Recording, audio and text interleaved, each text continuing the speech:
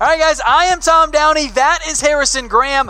Let's recap some winners and losers here from the MLB trade deadline and break down all of the trades that happened today as well. So we'll focus here with the positive side of things. Harrison, let's do winners to start because we're going to get to the negative ones in a little bit because, frankly, I think there are quite a few notable negative losers here. But we are going to focus up here with the winners from the 2019 MLB trade deadline. First up, the Houston Astros. Yeah, and it should be of note, Tom, that things got hectic late. They did. And by late, I mean after the deadline officially passed. Of course, deadline. It's got to be in air quotes now because most of the big deals happened after 3 o'clock Central Time.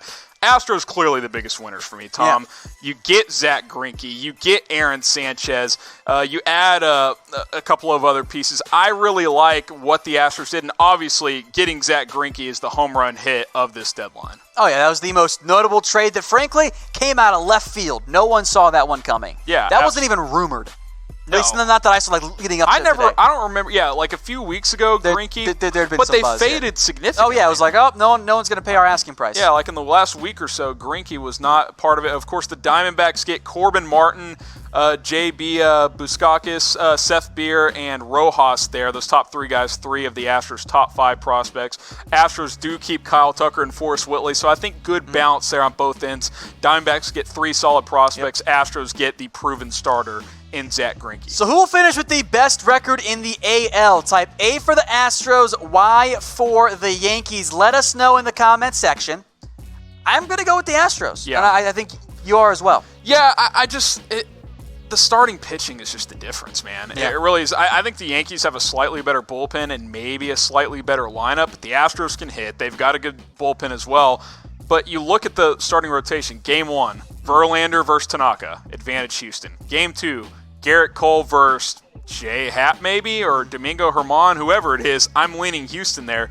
Game 3, probably Greinke is going to be that guy. Yankees don't have anybody that can match up with him. They better get some guys back quickly. They just need guys to pitch better. Since they didn't make any moves at the deadline, they got to get guys to pitch better within, and it's hard to outslug teams in a 7-game series, and that's why I'm going advantage Houston. All right, next up on the winners, the Atlanta Braves, as they made some moves to acquire some bullpen help. Yeah, Shane Green, most notable bullpen arm moving at this year's trade deadline. Really good bullpen piece, ERA under 1.2.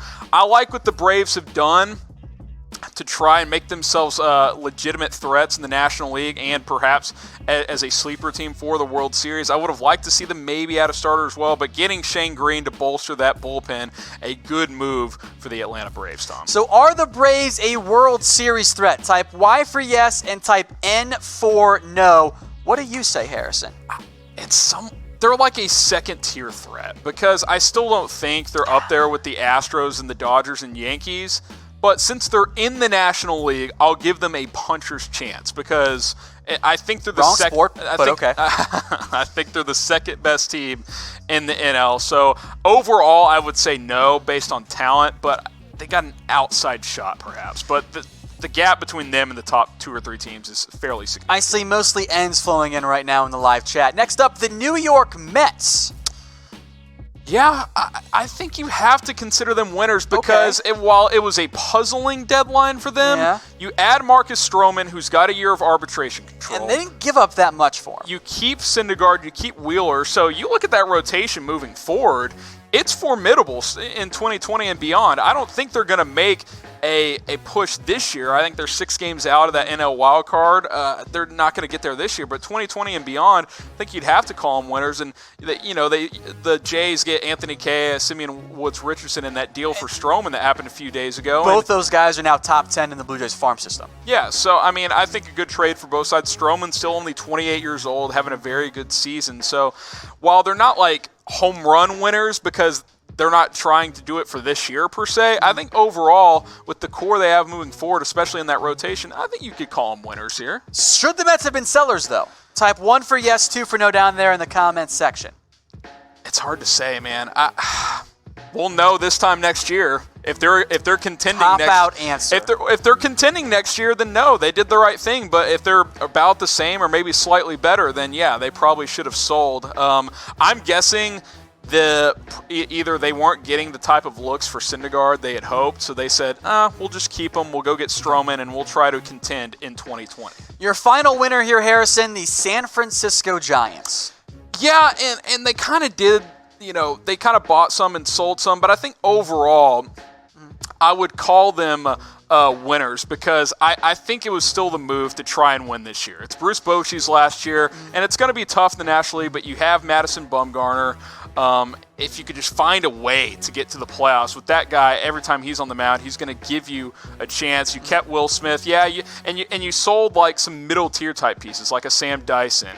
You moved on from him. So I think you found a way to sell without taking yourself out of the hunt, and I think that's the key for the Giants this year. And guys, it should be of note, like, we're digging deep on some of these winners. The first two were obvious. Yeah, it's a fairly quiet trade deadline overall. If it wasn't for the Greinke delay, it would have been very quiet. But question for you guys, should the Giants have traded Madison Bumgarner?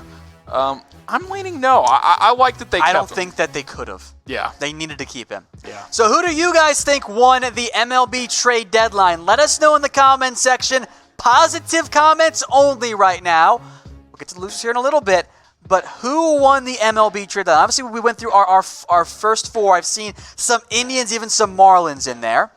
Okay. Who do you think won, though? See, and that's another thing when you're talking about winners. It's hard to project for the teams who got prospects in return. I see the D-backs in there, but they were weird with their other moves. For the obvious reason of you don't know what those prospects are going to be. Like the Tigers could end up being, big winners if some of those guys they got back pan out, but we just don't know right now. But keep those flying in. Got some Mets, Marlins, Yankees lost. Well, teaser, MLB trade deadline losers. The Yankees. Number one, the New York Yankees here. I am on board with this because they didn't do anything. Alfredo Garcia? They didn't do anything. They added a minor league bullpen type of piece. That is not what you're looking for if you're a Yankees fan. I think the Stroman thing really threw them off. I think it did. Because I think they were in big time on Stroman, and the Mets decided to get him a few days before the deadline. Maybe the two top starting pitchers that were openly available, and not including Greinke there, went to non-contenders. Yeah.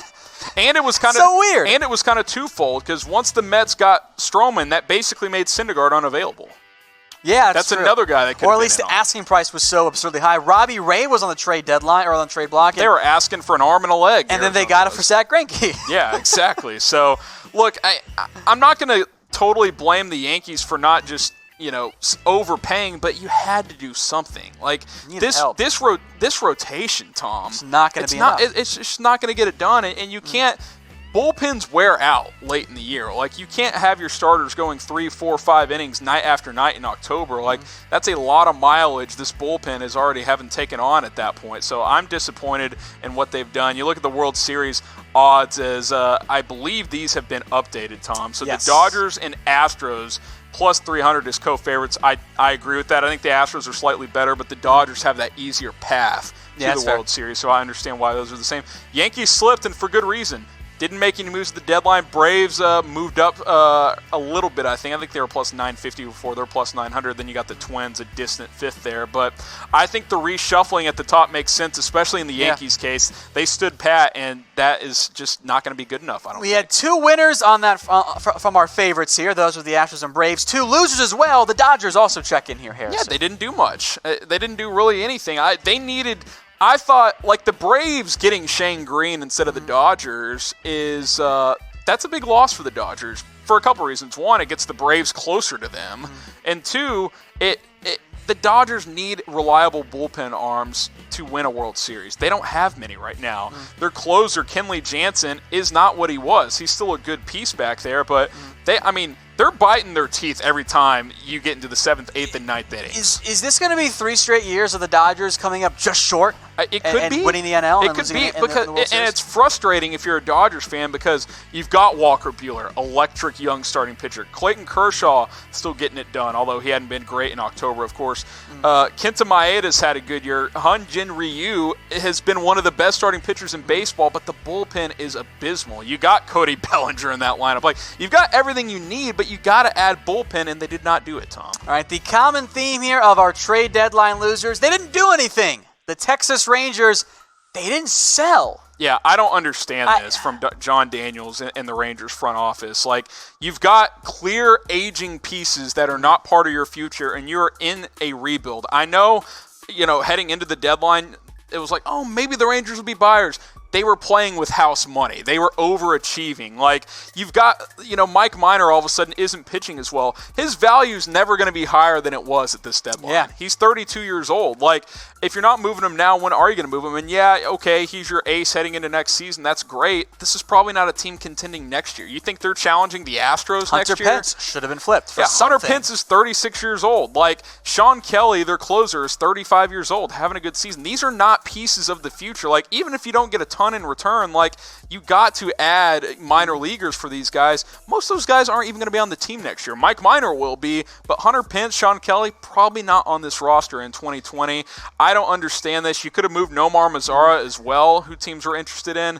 They didn't. His value's pretty low, though, I feel like. It's not great. Maybe that's why you keep him there. But should have dealt Hunter Pence so you can get, what's his name? I'm trying to blink on the guy that they just sent down. Willie Calhoun. Yeah, I mean, that one. You want to give these young guys opportunities, and instead they're going to keep rolling out these 33-year-olds. Like, it does not make sense if you're the Texas Rangers. And I guess offers weren't what they wanted them to be, but only moving Chris Martin the night before the deadline, I don't like it. I think they should have done more. Like, go all in. Yeah. All right, so who was the single biggest loser of this year's MLB trade deadline? It was actually us up until it ended, then it all got crazy. Because it would have been boring. I mean, when 3 o'clock came and passed, we were like, oh, at least Shane Green happened. But then Zack Greinke flies in, a couple other deals fly in, and it salvaged our show here. But want to hear from you guys in the chat. We'll get a couple of shout-outs going. I see lots of Yankees in there. It's got to be. The Yankees are the biggest loser. Like, I'm sorry. Like, you had to get a starting pitcher, and you did not do so. That is a failure on their part. Chicago Cubs, I think they're a loser. I think they're in the middle because you added. I think even more getting Castellanos. I think that was a good get for them. Keep those comments. Joey Gallo would have been. Yeah, the Rangers are not trading Joey Gallo. Mm-hmm. Like, I'm not going to rip him for that. No. Padres lost. They give up a lot to get Taylor Trammell, who I believe the Reds were kind of waffling on and tried to sell high on him because he was not having a good season. See, I think the Padres are in a tough spot because they still feel like in the coming years they're going to win. Yeah. So they're not looking to move like big time pieces. I think that's why they ended up keeping Kirby Yates. Mm-hmm. Trade time now. Let's recap all the ones that have happened. The Angels and Astros, another minor one here, so we won't spend too much time on it, but Max Stassi going to the Angels there. Yeah, and this makes sense because the Astros, which we'll show in a minute, got Martin Maldonado back, a guy they traded for last year to be their backup catcher. They got Robinson Chirinos as their starter, so this makes some sense there. Giants Reds, Scooter Gennett goes to the Giants in exchange for our good friend cash considerations. Yeah, Scooter Gennett. He'll be a utility guy for the Giants, can offer some power to the plate. Hadn't had a great year. He's been hurt some, as you mentioned. Not too much to see here. We'll see how much cash that ends up being. All right, the Giants and Rays, another minor trade. Joe McCarthy. McCarthyism is good and alive here. Yeah, the classic. This is going to be known as the minor league trade deadline. That is what you're seeing here in Joe McCarthy. The Twins and the Giants here. The Twins getting Sam Dyson. Giants get a bunch of players whose names I can't pronounce. Yeah, 3, I'm assuming prospects there. I've never heard of any of those guys. I will quickly check just so I can let you guys know if they're in the top of the Twin system. I like this move for the Twins because they needed bullpen help. Dyson's a good sinker ball guy, throws mid-high 90s. They needed bullpen pieces. That makes sense there. For the Giants, again, they bought some, they sold some, kind of did enough to stay competitive this year, but maybe also bolster their future as These guys are not in the top 30 for the Twins, so not a whole lot going back there in terms of the top prospects for the Giants. All right, the Rays and Dodgers here. What do you make of this one? Minor? Yeah, I mean, we talked about Kolarek. When that's your big move for the Dodgers, that's why they're losers on the trade deadline. They didn't do enough. He's a decent arm, but not going to be enough to move the needle for me. The big one, though, the Houston Astros and the Arizona Diamondbacks. Greinke goes to Houston along with $24 million in cash. The D-backs then get 3 of the top 5 prospects in the Astros farm system in Seth Beer, JB, and Corbin Martin. That makes it even better for the Astros because the Diamondbacks are basically eating some of Greinke's salary there because he's owed $64 million over the next 2 years, and then I guess about $15-16 million the rest of this season. So they're covering about a third of what he's owed on the remaining of his contract. That's a pretty sweet little deal there for Houston. All right, the Cubs also made a trade after the deadline had ended because they got involved here. Nick Castellanos, he goes to the Cubs. That was the big part there.